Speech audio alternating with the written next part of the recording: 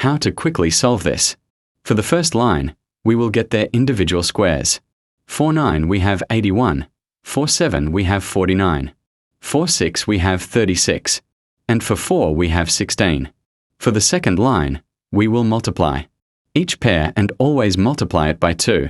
So we have 9 times 7 times 2, we get 126. Now, since we have 3 digits here, we will apply carryover. So we will carry over the number 1 here. Only 26 will be written here. Then we have 7 times 6 times 2, we get 84.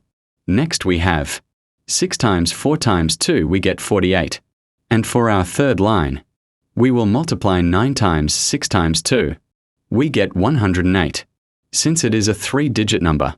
So we carry over the number 1 here. Only 08 will be the remaining. Then 7 times 4 times 2. We get 56. For our fourth line, we will multiply 9 times 4 times 2, we get 72. After this, we will add them, so we have 6, then 9. Next we have 16, so we will carry over the number 1. Then we have 15, so we will carry over the number 1. Next we have 33, so we will carry over the number 3. Then we have 13, so we will carry over the number 1. Then we have 5. Then lastly we have 9. So this is the answer.